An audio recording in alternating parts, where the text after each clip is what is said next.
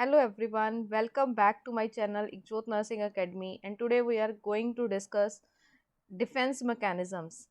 ये कुछ बच्चों ने डिमांड की थी मुझसे कि डिफेंस मैकेनिज़म्स की मैम वीडियो बना दीजिए प्लीज़। आज मैं डिफेंस मैकेनिज़्म पे वीडियो बना रही हूँ और ये साइकोलॉजी और साइकेट्री दोनों का ही टॉपिक है, क्योंकि नॉर्मल साइकोलॉजी में भी आता है ये, और अगर जब हम साइकेट्री पढ़ने जाते हैं तो भी हमें नॉर्मल साइकोलॉजी पता होनी चाहिए, तो उसमें भी रिव्यू ऑफ डिफेंस मैकेनिज्म है।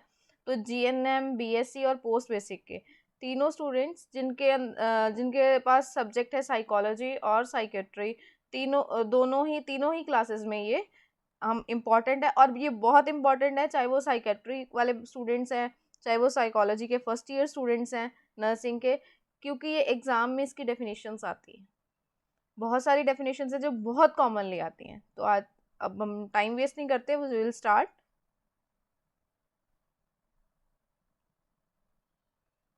So first thing is what is defence mechanism. सबसे पहले हम ये पता करेंगे वो डिफेंस मैकेनिज्म्स होते क्या हैं।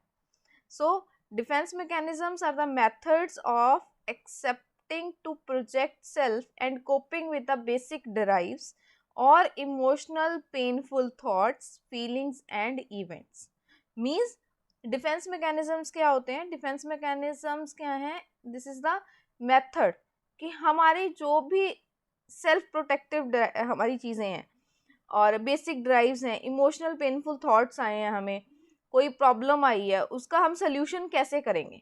तो हम अपना ही डिफेंस मैकेनिज्म यूज़ करके आप उसकी प्रॉब्लम सोल्यूशन कर लेते हो।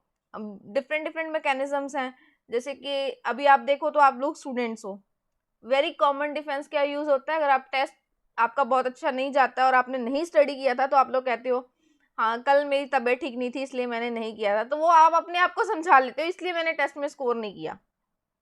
ठीक है, तो वो क्या करते हो, दैट वो क्या है, वो ऐसे अपने आप को समझा लेना क्या है, that is your own defence, कि आप उस चीज से अपने आप को डिप्रेशन नहीं करते, अपने आप को कोप अप करवा के नेक्स्ट टाइम दोबारा स्टडी करने के लिए रेडी कर लेते हो।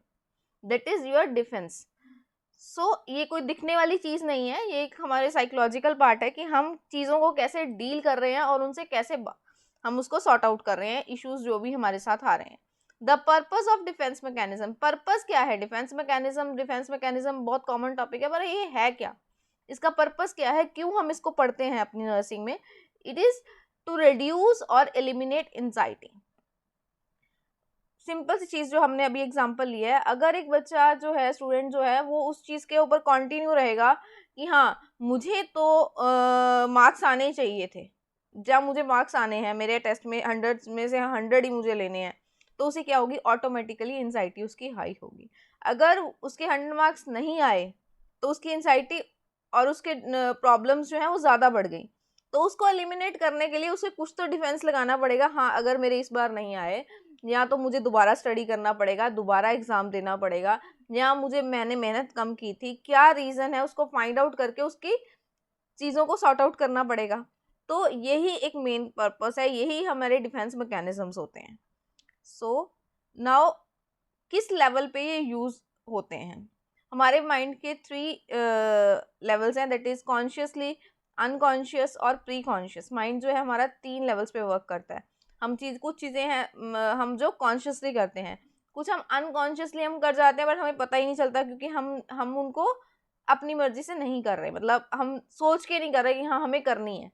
सडन सिचुएशन आई, ठीक है, हमें नहीं पता था, हम रोड पे जा रहे हैं, कुछ इंसिडेंट्स हो जाएगा या कोई एक्सीडेंट हो जाएगा, हम किसी की हेल्प करेंगे। ठीक है, तो कॉन्शियसली कुछ चीज़ें हम करते हैं, कुछ हमारी प्री कॉन्शियस माइंड में चीज़ें चलती रहती हैं। कुछ थिंकिंग्स जो होती हैं हमारे करियर को लेके, हमारी लाइफ को लेके, हमारे फैमिली को लेके, हमारे फ्रेंड्स को लेके, हम आज क्या करने वाले हैं, कुछ चीज़ें हमारे प्री कॉन्शियस माइंड में चलती रहती हैं।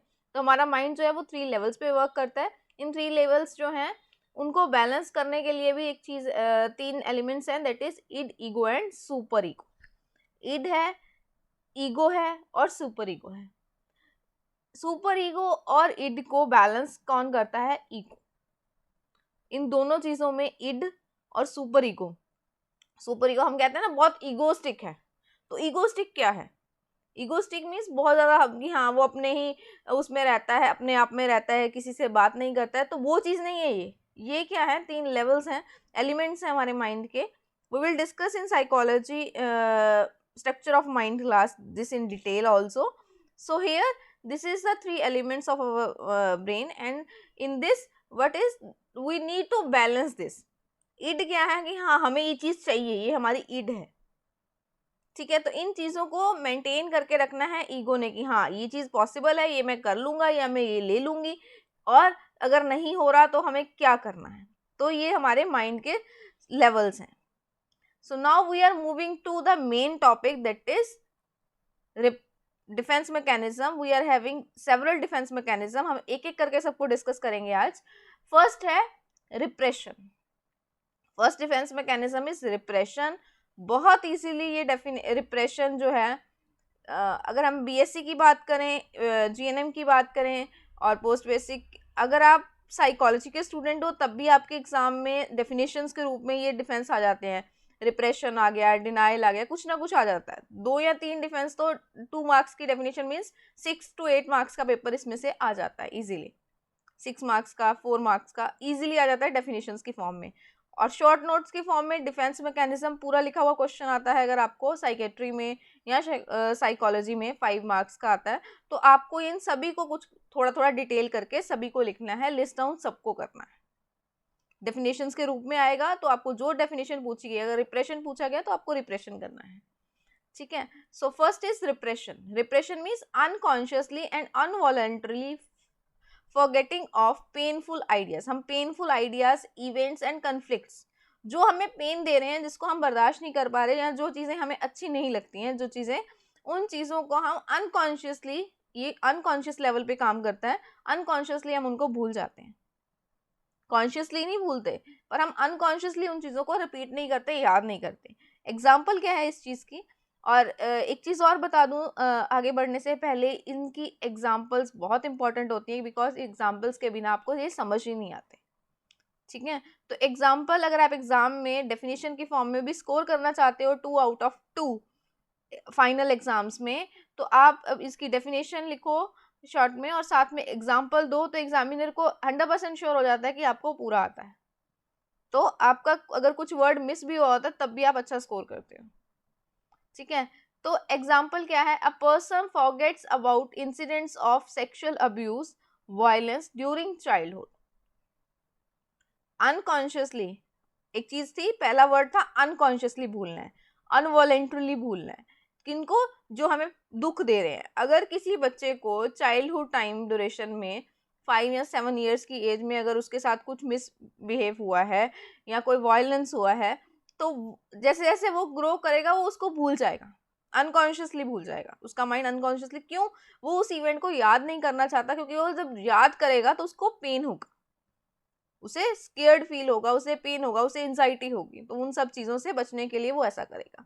Next is forgetting. फॉरगेटिंग क्या होता है? A love one's birthday after a fight. अब उसने और कैसा तरीका फॉरगेटिंग करने का? सेकंड एग्जांपल क्या है कि किसी एक चाहे हमारा बहुत क्लोज फ्रेंड था, मान लो मेरा कोई बहुत क्लोज फ्रेंड था, बट अब मेरी उससे लड़ाई हो गई है, तो जब तक वो मेरा बहुत अच्छा क्लोज फ्रेंड था तो मुझे उसके सारे date of birth and all हमेशा याद रहती थी, उसकी एनिवर्सरी याद रहती थी, उसका डेट ऑफ बर्थ याद रहता था, उसकी और इम्पॉर्टेंट डेट्स याद रहती थी। अब मैं उससे बात नहीं कर रही हूँ तो मैं ऑटोमेटिकली उसकी अनकॉन्शियसली मुझे वो चीज़ें भी, उससे रिलेटेड चीज़ें भी मुझे भूल जाएंगी। उसके डेट ऑफ बर्थ डेट्स, उसकी एनिवर्सरी डेट, मे बी उसका कुछ अचीवमेंट होगा, उसकी कोई डेट होगी, तो वो सब चीज़ें अनकॉन्शियसली मेरे माइंड से निकल जाएंगी। Next, now we are moving to the second defence mechanism and which is very important, exam में बहुत कॉमनली, बहुत ईजिली आता है। और अगर आप साइकेट्रिक का प्रैक्टिकल दे रहे हो, अगर आप साइकेट्रिक वाले स्टूडेंट हो, बीएससी 3rd ईयर हो, पोस्ट बेसिक 2nd ईयर हो, तो और जीएनएम 2nd ईयर हो, तो डिनाइल टीचर्स बहुत इजीली आपको पूछ लेते हैं, क्योंकि ये बहुत इजी है और इम्पॉर्टेंट भी है। Unconsciously refusal to admit an acceptable behaviour और आइडिया मीन्स, अनकॉन्शियसली क्या करेगा? बिल्कुल इजी है, अनकॉन्शियसली एक बंदा रिफ्यूज कर देगा जब उसके सामने कोई सिचुएशन आएगी। फर्स्ट लाइन का मीनिंग ये हुआ कि रिफ्यूज टू एडमिट, जो भी उसके सामने एक बिहेवियर आया है, कुछ आइडिया आया है, वो उसको एक्सेप्ट नहीं कर रहा। Usually the first defence learned and used, ये सबसे पहला डिफेंस है जो हम चाइल्डहुड में लर्न करते हैं। सबसे पहला डिफेंस है, इसीलिए बहुत इंपॉर्टेंट है, क्योंकि सबसे पहले जो बच्चा है, चाइल्ड जो है, अपनी लाइफ में ये डिफेंस सीखता है। क्यों? क्योंकि जब जैसे उसको रिफ्यूज करना है, अगर उसको मिल्क की नीड नहीं है तो वो रिफ्यूज करता है।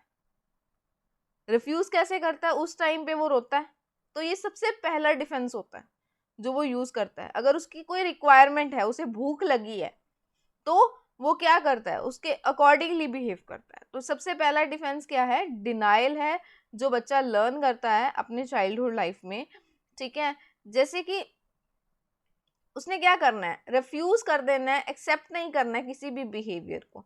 अगर एक छोटे बच्चे को कोई मारेगा तो वो क्या करेगा? वो कुछ और नहीं कर सकता, वो रोएगा। मीन्स वो अपना डिनाइल शो करेगा कि नहीं, मुझे मत मारो। ठीक है, सो ये फर्स्ट डिफेंस है। सेकेंड एग्जाम्पल इसकी बड़े होने के बाद, मेन इंपॉर्टेंट एग्जाम्पल है इसकी, a person who is a functioning alcoholic will often simply denial that they are having a drinking problem. Means एक पर्सन है जो functionally alcoholic means regular alcoholic है, रेगुलरली वो अल्कोहल का यूज करता है, बट वो सिंपली डिनाइल कर देता है। जब उससे कोई बात करता है अल्कोहल के लिए, वो सिंपली डिनाइल कर देता है कि हाँ, उसे कोई अल्कोहल प्रॉब्लम नहीं है, ड्रिंकिंग प्रॉब्लम नहीं है। वाई? क्यों कर देता है? Because pointing to how well they functioning in their job and relationship. वो ये कहता है, वो ये एक्सक्यूज देता है कि नहीं नहीं, मुझे तो कोई प्रॉब्लम नहीं है। क्यों नहीं है? क्योंकि मैं तो अपनी जॉब बहुत अच्छे से कर रहा हूँ, मैं तो अपने रिलेशनशिप में, अपने घर में, फैमिली में, मैं देखो मैं बहुत अच्छे काम कर रहा हूँ, तो मुझे ये प्रॉब्लम्स नहीं है, मुझे ये ड्रिंकिंग इश्यूज नहीं है। तो वो डिनाइल करता है इन चीज़ों से, अपना एक सामने रख के, एक पॉइंट सामने रख के कि हाँ, मैं तो बिल्कुल ठीक हूँ, मेरी अल्कोहल से किसी को कोई इशू नहीं है। But automatically it is a problem कि उसको ड्रिंकिंग की प्रॉब्लम है। अगर वो ड्रिंक नहीं करता तो उसको क्रैम्प्स होते हैं, ड्रिंक नहीं, उसका वो नहीं रह सकता ड्रिंकिंग के बिना, बट वो रिफ्यूज करता है अपना डिफेंस लगा के, डिनाइल करके। इसकी एक और एग्जांपल है, like a mother of a child who is fatally ill may refuse to admit that there is anything wrong even though she is fully informed of the diagnosis and accepted outcome. एक mother है जिसका बच्चा fatally इल है, बहुत बुरी तरह से बीमार है, मे रिफ्यूज टू एडमिट, वो एडमिट नहीं कर रही है, इवन उसको डॉक्टर्स ने, स्टाफ ने बहुत अच्छे से एक्सप्लेन कर दिया है what is the diagnose of the her child, उसका क्या डायग्नोस है, उसका क्या एक्सपेक्टेड आउटकम है, वो कितना बीमार है, कितनी उसकी क्रिटिकल सिचुएशन है, but they are, she is not accepting, she it is because she can not tolerate the pain, वो पेन को टॉलरेट नहीं कर सकती, इसलिए that acknowledge reality would proceed. मतलब उसको ये पेन एक्नॉलेज नहीं हो रहा कि नहीं, मेरा तो छोटा सा बच्चा है, इसको कुछ कैसे हो सकता है, तो वो इस चीज को एक्सेप्ट नहीं कर पा रही, उस साइकोलॉजिकली एक्सपेक्ट नहीं कर पा रही अपने माइंड से, अपने हार्ट से। तो वो क्या करेगी? वो कहेगी नहीं नहीं, ऐसा तो कुछ है ही नहीं, मेरा बच्चा तो बिल्कुल ठीक है, और डॉक्टर्स जो हैं वो ऐसे झूठ बोल रहे हैं, और डॉक्टर्स जो हैं वो ऐसे परेशान कर रहे हैं हमें।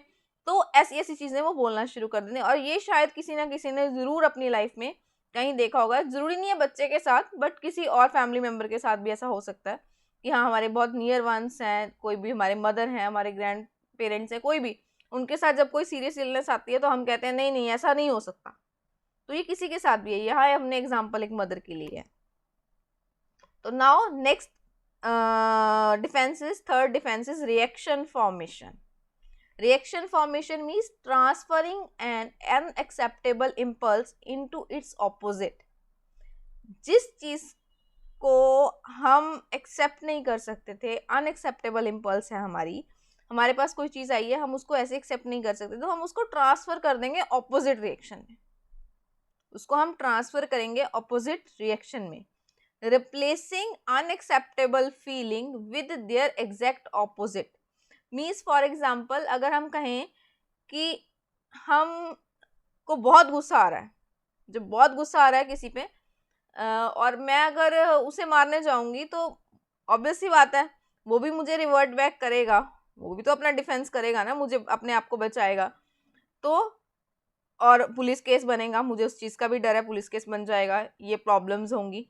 तो मैं क्या करूँगी? मैं उसको नहीं कर सकती, पर मैं घर आऊँगी, मैं किसी और चीज़ पे अपना गुस्सा निकाल लूँगी, मैं किसी और चीज़ पे गुस्सा निकाल लूँगी। हो सकता है मैं अपने छोटे बेबी को थोड़ा डांट दूँ या उसको एक थप्पड़ लगा दूँ, कुछ भी ऐसी चीज़ जो कि लेस डेंजरस होगी, हम किसी और के लिए चूज़ कर लेंगे, है ना। और ऐसी चीज़ जो चीज़ किसी को हार्म नहीं करेगी। इसमें हमने एग्जांपल लिखी है, when a child second child is born in a family is the first child may show extraordinary care.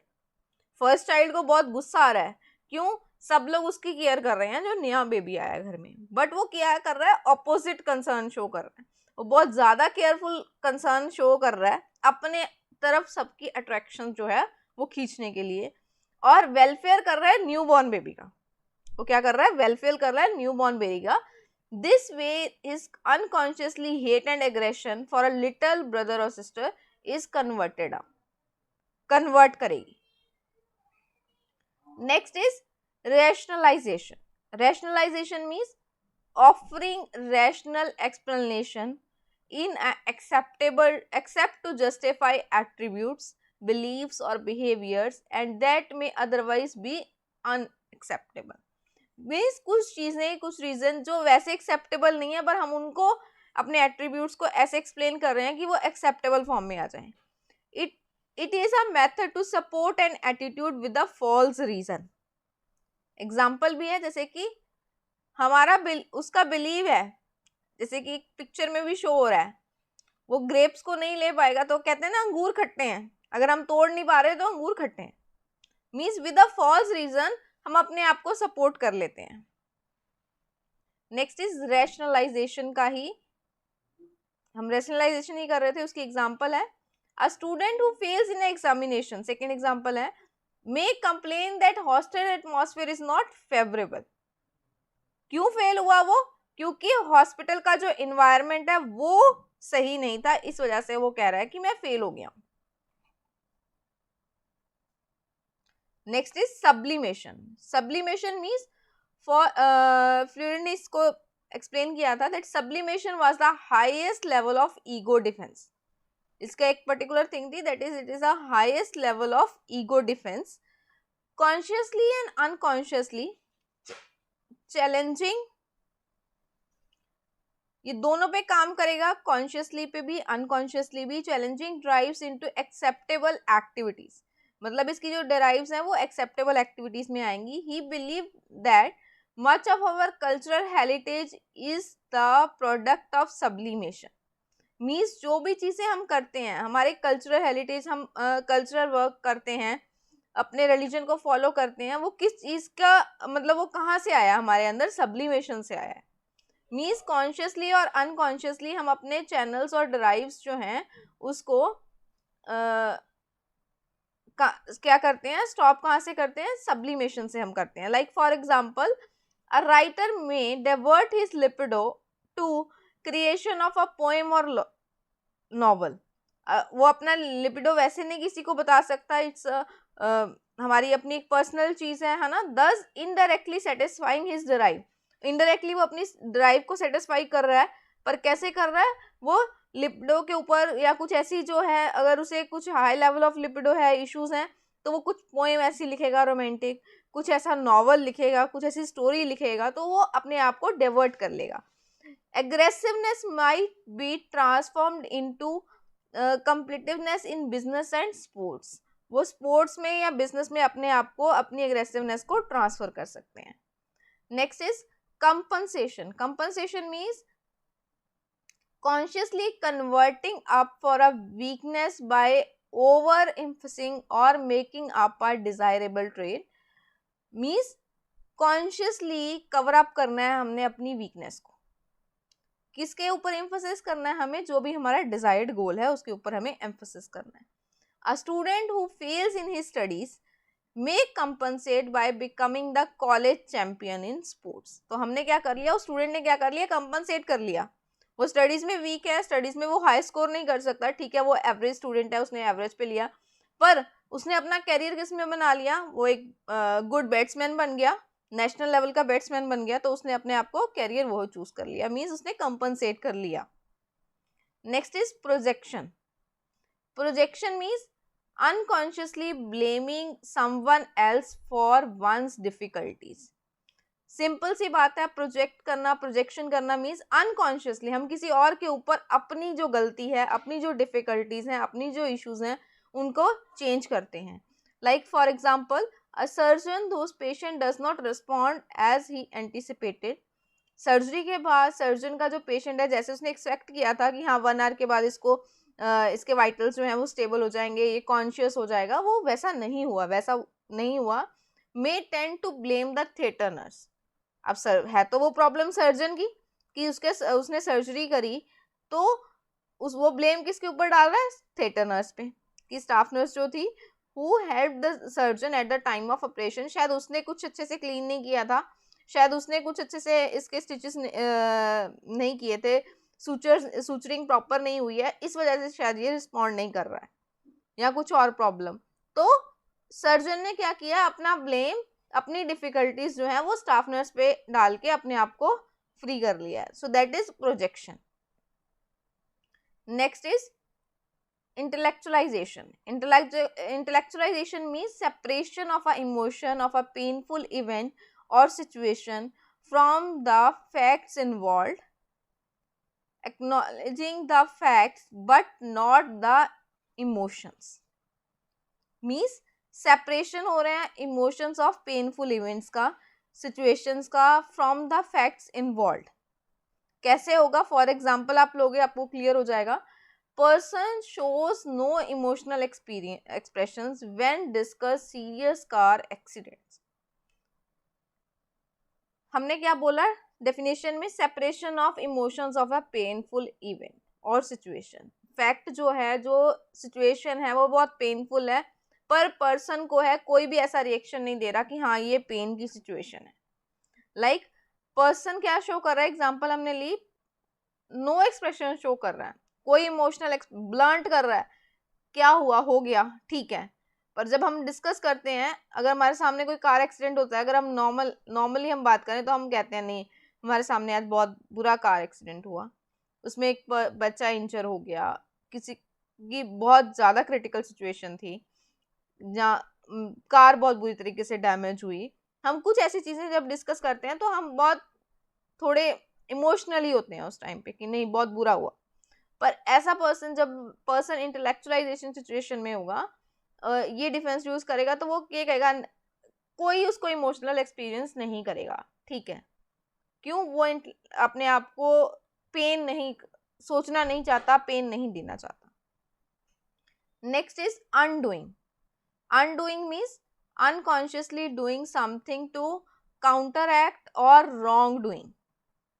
Giving a threat means counteract करना कुछ चीज को unconsciously और गलत चीज कर देना. Giving a treat to a child who is being punished for a wrongdoing. Example है ये इसकी. Consciously आपने कुछ काम करना है, अगर हम डेफिनेशन को समझें, टू काउंटर एक्ट, जो भी हमने गलत कर लिया है, जो हम कर चुके हैं, उसको काउंटर एक्ट करने के लिए, मीन्स उसको ठीक करने के लिए. आपने एक छोटे बच्चे को पनिश कर दिया था, एग्जाम्पल में, हम बहुत इजी एग्जाम्पल है, आपने गलती से पनिश कर दिया, उसकी कोई गलती नहीं थी, आपको बाद में रियलाइज हुआ कि नहीं उसकी तो कोई गलती नहीं, तो आप उसको क्या करोगे? आप ट्रीट दे दोगे, उसको चॉकलेट गिफ्ट दे दोगे कि नहीं सॉरी ये गलती से हुआ. तो वो चॉकलेट लेने के बाद बच्चा क्या है? खुश हो जाएगा. That is undoing. Next is regression. हमने जो स्टार्टिंग में पढ़ा था दैट इज रिप्रेशन, कंफ्यूज नहीं होना है. और सेकेंड जो है ये this is regression. Regression is accepting to return to an earlier liberal phase of the functioning to avoid the tension and conflict evoked at the present level of development. Means हमारी like for example हमारे पास 5 levels of development हैं, हमारे stages हैं, first stage, second stage, third stage, fourth stage, fifth stage, हमारी as के according. ठीक है, तो जो रिग्रेशन है, रिग्रेशन में क्या होगा? लाइक अगर हम अभी इस टाइम थर्ड स्टेज में है, एडल्ट एज में है, तो हम उससे पीछे वाली टीन एज वाली स्टेज में चले जाएंगे, उसके अकॉर्डिंग वर्क करेंगे. हमारा इमोशनल जो है एक्सप्रेशंस जो है वो हम उसके अकॉर्डिंग शो करेंगे. सेकेंड एग्जाम्पल देख लेते हैं. Consciously return to an easier and more comfortable development level. हम उस डेवलपमेंट लेवल में चले जाएंगे। अगर हमें फर्स्ट लेवल ऑफ डेवलपमेंट बहुत ईजी लगता है, कंफर्टेबल लगता है, हम अनकॉन्शियसली वैसी चीज़ें करेंगे, फर्स्ट लेवल ऑफ डेवलपमेंट में चले जाएंगे। लाइक अगर मैं कहूँ तो मैं प्री स्कूल में आप चले जाओगे, क्यों? आपको उस टाइम पे बहुत ज़्यादा कमांड्स फॉलो नहीं करनी पड़ती थी, जो हम उस टाइम पे चीज़ें करते थे। लाइक एक छोटा बच्चा है, वो अपनी डिमांड फुलफिल करने के लिए क्या करता है, मम्मा पापा को बोलता है मुझे ये चीज़ चाहिए, नहीं मिलती है रोता है, तो वो उसे ये चीज़ मिल जाती है, ठीक है? लाइक चॉकलेट है, कुछ भी, स्वीट्स है, कुछ भी। तो वो क्या है, हमारी अर्ली चाइल्डहुड की एज की एक्टिविटी है। अब हम ऐसा नहीं करते, अब हम बड़े हो गए हैं, हमारी एज के अकॉर्डिंग अगर हम टीन एज हैं या है ना, हम मम्मी पापा से कुछ मांगते हैं तो हम डायरेक्ट मांगते हैं कि नहीं। अच्छा, अगर वो मना कर देते तो हम उसको रुकते हैं, पर उसी टाइम रोना तो स्टार्ट नहीं कर देते। वो एक उस टाइम की एक्टिविटी थी। Example, an adult throw, same चीज है, सेम एग्जाम्पल लिखी भी हुई है। An adult thrown and temper tantrum when he does not get his own way. जब मुझे अपना रास्ता नहीं मिल रहा, अपनी चीजें नहीं मिल रही, तो वो क्या कर रहा है, टेम्पर टेंट्रम शो कर रहा है। टेंट्रम टेंट्रम कौन शो करता है, छोटे बच्चे शो करते हैं। अब होता क्या है टेंट्रम टेंट्रम, होता ये है, जैसे छोटे बच्चे आपने देखा होगा आपके घर में या आसपास, या हम मॉल्स में जाते हैं, बच्चे कोई कोई चीज मम्मी पापा मना कर देते हैं तो वो वहीं लेट जाते हैं, नहीं नहीं हमें तो चाहिए, वहीं गुस्सा हो जाते हैं। तो वो क्या है, एक टेम्पर टेंट्रम है। उस सिचुएशन को हम, बच्चा जो है वो टेंट्रम टेंट्रम शो कर रहा है, ये हम कहते हैं टेम्पर टेंट्रम। तो इसको हम एडल्ट एज में तो शो नहीं करते। अगर हमें मम्मी पापा बोल देते हैं, अब हम जा रहे हैं किसी के साथ, या फ्रेंड्स के साथ, या मम्मी पापा के साथ, अपने पेरेंट्स के साथ, या अपने किसी के भी साथ जा रहे हो, आपको कोई चीज़ मना हो जाती है, तो वहीं आप सड़क पे लेट तो नहीं जाते हो, ठीक है? तो दैट इज कि आप पिछली स्टेज का, उस फेज का शो नहीं करते हो, आप अपनी एडल्ट एज में ही रहते हो। दैट अगर आप शो करते हो, that is regression. Next is socialization. Dissocialization means replacement of unpleasant effect with the pleasant one. Simple words में डिसोशलाइजेशन, सॉरी, क्या है ये, replacement of unpleasant effect. Unpleasant effect क्या होता है हमारा, कि हमें जो चीज पसंद नहीं है, subconsciously bias towards the positive, हम पॉजिटिव्स की तरफ जाएंगे, ये हमारे सबकॉन्शियस माइंड में काम करेगा कि हाँ, person who often dissociate are as seen as emotionally solo और ड्रामेटाइजिंग। वो ड्रामेटाइजिंग क्यों शो करते हैं, और इमोशनली वीक क्यों होते हैं, शॉलो क्यों होते हैं, क्योंकि उनको लगता है कि हाँ उनको कुछ ना कुछ रिप्लेस करना है। एग्जाम्पल से क्लियर हो जाएगा आप लोगों को। That is amnesia that prevents recall of previous day auto accident. Adult remembers nothing of childhood sexual abuse. Means subconscious level पे वो क्या काम कर रहे हैं, जो चीज उनको कम पेनफुल है, अनप्लेजेंट है, उसको वो प्लेजेंट वन से रिप्लेस करेंगे। जो चीज अनप्लेजेंट है, replacement of unpleasant effects with the pleasant one, जो उससे कम डेंजरस है, उससे कम पेनफुल है, उस चीज से हम रिप्लेस करेंगे, उस थॉट से हम रिप्लेस करेंगे। Amnesia that prevents recall of previous days. Person है, उसको एमनेसिया किस चीज का वो शो करेगा, अपने सिम्टम्स क्या शो करेगा, रिकॉल करेगा प्रीवियस डे का ऑटो एक्सीडेंट का, जो उसके पहले हुआ है। बट एडल्ट रिमेंबर क्या कर रहा है, adult remember nothing of childhood sexual abuse. वो उसके साथ जो सेक्सुअल एब्यूज हुआ था चाइल्डहुड में, वो ज्यादा पेनफुल था रेदर देन ए शॉर्ट एक्सीडेंट। तो वो उस चाइल्डहुड सेक्सुअल एब्यूज को भूल जाएगा, और वो क्या रिप्लेस करेगा कि हाँ मेरा एक ऑटो एक्सीडेंट हुआ था। That is desocialisation. Next is displacement. ये भी बहुत इंपॉर्टेंट है। डिस्प्लेसमेंट बहुत ज़्यादा इसकी डेफिनेशन आती है एग्जाम में। Shifting an emotional or derive from one idea or object to another one that resemble the original in some aspect or quality. ये एक डिफेंस है जो आपका, मैंने आपको एक एग्जांपल दी थी पीछे, हमने एक चीज डिस्कस करी थी, will discuss,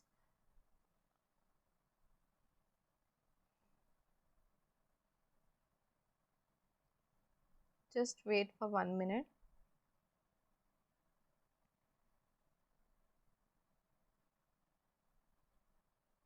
This one, that is reaction formation. इसमें हमने एक बात करी थी कि जो चीज ऑपोजिट रिएक्ट करेगा, transferring an unacceptable impulse into the its opposite one, जिसमें एक एग्जांपल तो हमने ये दी थी कि चाइल्ड है, जब उसकी फैमिली में सेकेंड चाइल्ड आया तो उसकी extra ordinary care, that is opposite reaction, otherwise वो हेट करता है। वो हेट क्यों कर रहा है? क्योंकि सबकी अटेंशन उसकी तरफ है, तो वो अपनी तरफ सबकी अटेंशन लेने के लिए क्या करेगा, चीजों को चेंज करेगा। वो कहेगा नहीं, मैं इसको बहुत प्यार करता हूँ, ऑपोजिट रिएक्शन शो करेगा। और इसमें मैंने आपको एक चीज और भी बताई थी कि हाँ, जो चीज लेस डेंजरस होगी या जो चीज आपको लगेगी कि हाँ आप ऑपोजिट रिएक्शन शो कर सकते हो, अगर मैं मुझे गुस्सा आ रहा है तो मैं उस गुस्से को, जहाँ पे मुझे डर है कि हाँ मेरे ऊपर कोई केस हो जाएगा अगर मैं किसी और को मारूंगी, रोड पे कुछ प्रॉब्लम करूंगी, पर मैं वहां नहीं करूंगी, तो मैं उसका कुछ और सोल्यूशन ढूंढूंगी। ठीक है, तो ये है रिएक्शन फॉर्मेशन। कंफ्यूज नहीं होना, जो हम अब करने जा रहे हैं नेक्स्ट वन,